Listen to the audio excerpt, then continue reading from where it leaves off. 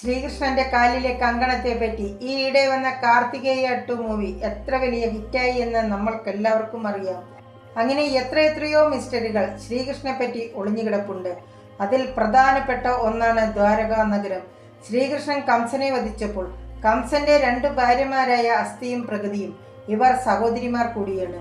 അവരുടെ പിതാവായ ജരാസന്ധന്റെ അടുത്ത് പോയി ശ്രീകൃഷ്ണനോട് പകരം ചോദിക്കുവാൻ പറയും. ജരാസന്ധനും തന്റെ മരുമകനായ കംസനെ ശ്രീകൃഷ്ണൻ വധിച്ചതിൽ ശ്രീകൃഷ്ണനോട് പക തോന്നും. അന്നു മുതൽ ജരാസന്ധൻ അവസരം കിട്ടുമ്പോഴൊക്കെ മധുര നഗരത്തിനു മീതെ യുദ്ധം ചെയ്യുമായിരുന്നു. അങ്ങനെ 18 പ്രാവശ്യം ജരാസന്ധൻ യുദ്ധം ചെയ്തു. ഈ യുദ്ധത്തിൽ ഒരുപാട് മധുര പ്രജകൾ മരിച്ചുപോയി.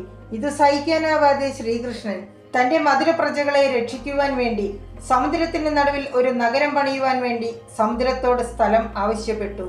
അപ്പോൾ തന്നെ സമുദ്രം കുറച്ച് പിന്നിലേക്ക് മാറി 12 യോജന ഭൂഭാഗം എന്ന് വെച്ചാൽ 36,000 ചതുരശ്ര കിലോമീറ്റർ സ്ഥലം ദ്വാരക പണിയുവാൻ വേണ്ടി സമുദ്രം മാറിക്കൊടുത്തു. ആ നിമിഷം തന്നെ ശ്രീകൃഷ്ണൻ വിശ്വകർമ്മയെ വിളിപ്പിച്ച് മധുര പ്രജകൾക്ക് വേണ്ടി സമുദ്രത്തിന് നടുവിൽ അതിമനോഹരമായ ഒരു നഗരം പണിയുവാൻ ആവശ്യപ്പെട്ടു. ശ്രീകൃഷ്ണന്റെ ആജ്ഞ അനുസരിച്ച് വിശ്വകർമ്മ ഒറ്റ രാത്രി കൊണ്ടാണ് ദ്വാരകാ നഗരം നിർമ്മിച്ചത് എന്ന് പറയപ്പെടുന്നു. വജ്രവൈഡൂര്യ കാന്തി കൊണ്ട് നിറഞ്ഞു നിൽക്കുന്ന ദ്വാരകയിൽ എത്രയോ ലക്ഷം ഭവനങ്ങൾ, രത്നസ്തംഭങ്ങൾ, വജ്രതോരണങ്ങൾ, ഗുരുകുലങ്ങൾ, വ്യവസായ സമുദായങ്ങൾ, കോട്ടകൾ എന്നിങ്ങനെ എല്ലാ സൗകര്യത്തോടും കൂടി നിർമ്മിച്ച ദ്വാരകയിലേക്ക് കടക്കണമെങ്കിൽ സ്വർണദ്വാരം കടക്കണം. ദ്വാരകാ നഗരത്തെ ഗോൾഡൻ സിറ്റി എന്നും പറയും. ദ്വാരക ഒരു അത്ഭുതം. വിശ്വകർമ്മയുടെ അത്ഭുത സൃഷ്ടിക്ക് ദ്വാരകാ നഗരം സാക്ഷി. ശ്രീകൃഷ്ണന്റെ പരിപാലനയിൽ ദ്വാരകാവാസികളുടെ ജീവിതം സന്തോഷവും സമാധാനവും സമ്പദ് സമൃദ്ധിയും കൊണ്ട് നിറഞ്ഞു നിന്നു. ഇത്രയും മനോഹരമായ ഈ മഹാനഗരം സമുദ്രത്തിനടിയിലാകുവാനുള്ള കാരണം എന്താണ് എന്ന് നോക്കാം. കുരുക്ഷേത്ര യുദ്ധം കഴിഞ്ഞതിന് ശേഷം 100 പുത്രന്മാരെയും നഷ്ടപ്പെട്ട ഗാന്ധാരിയെ കാണാൻ ശ്രീകൃഷ്ണൻ ചെന്നപ്പോൾ ശ്രീകൃഷ്ണൻ വിചാരിച്ചാൽ തന്റെ മക്കളെ രക്ഷിക്കാമായിരുന്നു. എന്നിട്ടും ശ്രീകൃഷ്ണൻ രക്ഷിച്ചില്ല എന്ന കോപത്താൽ തന്റെ കുരുവംശം എങ്ങനെയാണോ നശിച്ചത് അതുപോലെ ശ്രീകൃഷ്ണനോടൊപ്പം യദുവംശവും നശിക്കുമെന്ന് ഗാന്ധാരി ശ്രീകൃഷ്ണന് ശാപം കൊടുത്തു. ഗാന്ധാരിയുടെ ശാപത്തെ സ്വീകൃഷ്ണൻ സ്വീകരിച്ചു. ഗാന്ധാരിയുടെ ശാപം മാത്രമല്ല, മറ്റൊരു ശാപം കൂടി യദുവംശത്തിന് കിട്ടിയിരുന്നു. അത് ശ്രീകൃഷ്ണന്റെ പുത്രനായ സാംബയ്ക്ക് കിട്ടിയ ശാപമാണ്.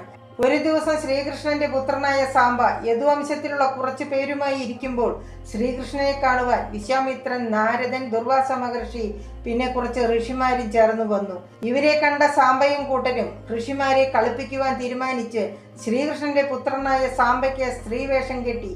എന്നിട്ട് ഋഷിമാരുടെ മുന്നിൽ ചെന്ന് ഈ സ്ത്രീയുടെ വയറിൽ വളരുന്നത് ആൺകുഞ്ഞോ പെൺകുഞ്ഞോ എന്ന് ചോദിക്കും. തങ്ങളെ കളിയാക്കുകയാണ് എന്ന് മനസ്സിലാക്കിയ ഋഷിമാർ വളരെയധികം കോപത്തോടെ ശ്രീകൃഷ്ണന്റെ പുത്രനായ ഈ സാംബ ഒരു ഇരുമ്പ് ഉലക്കയ്ക്ക് ജന്മം നൽകും, ആ ഇരുമ്പ് യദുവംശ നാശത്തിന് കാരണമാകുമെന്നും പറഞ്ഞ് ഋഷിമാർ സാംബയെ ശപിച്ചു. അവർ പോയതിന്റെ പിറ്റേ ദിവസം സാംബ ഒരു ഇരുമ്പുലക്കയ്ക്ക് ജന്മം നൽകി. ഈ വിവരം അവിടെയുള്ള കുറച്ചുപേർ ചെന്ന് മധുര രാജാവും ശ്രീകൃഷ്ണന്റെ മുത്തശ്ശനുമായ ഉഗ്രസേനോട് പറയും. ഉഗ്രസേനൻ ഈ ഇരുമ്പുലക്കയെ പ്രഭാസ നദിയിൽ ഉരച്ചുരച്ച് പൊടിയാക്കി കളയുവാൻ പറയും.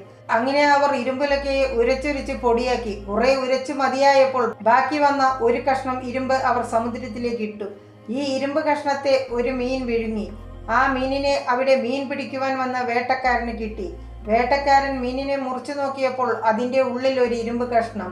ഈ ഇരുമ്പ് കഷ്ണത്തെ വേട്ടക്കാരൻ അമ്പെയ്യുവാൻ വേണ്ടി വെച്ചു. അപ്പോഴേക്കും ഗാന്ധാരി ശ്രീകൃഷ്ണന് ശാപം കൊടുത്ത് 36 വർഷം കഴിഞ്ഞിരുന്നു. ഗാന്ധാരിയുടെ ശാപം ഫലിക്കുവാൻ തുടങ്ങിയിരുന്നു.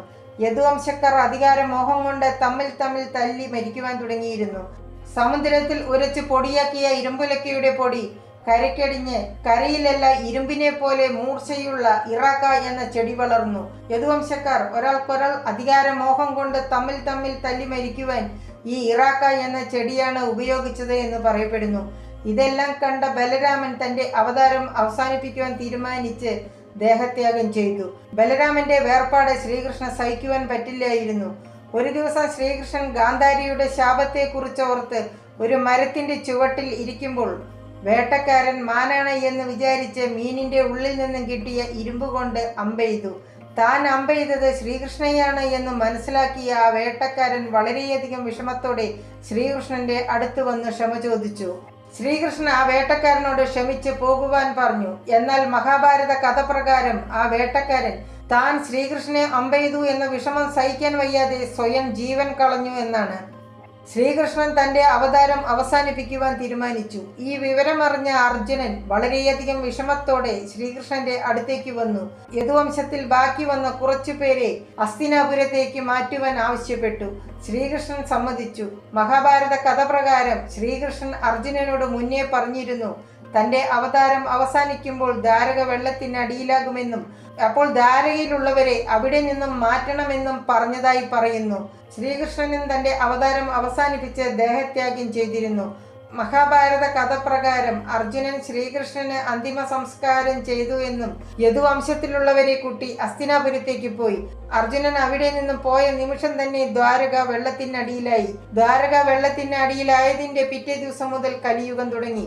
ഇപ്പോഴുള്ള ദ്വാരക, യഥാർത്ഥ ദ്വാരക നഗരം വെള്ളത്തിനടിയിലായപ്പോൾ ബാക്കി വന്ന ഭൂഭാഗത്ത് നിർമ്മിച്ചതാണ്. മോക്ഷത്തിന് വഴികാട്ടുന്ന അതിപവിത്രമായ മഹാനഗരം ദ്വാരകയെക്കുറിച്ച് ഇനിയും കൂടുതൽ വിവരങ്ങൾ അറിയുവാൻ സാധിക്കട്ടെ എന്ന് പ്രാർത്ഥിക്കുന്നു.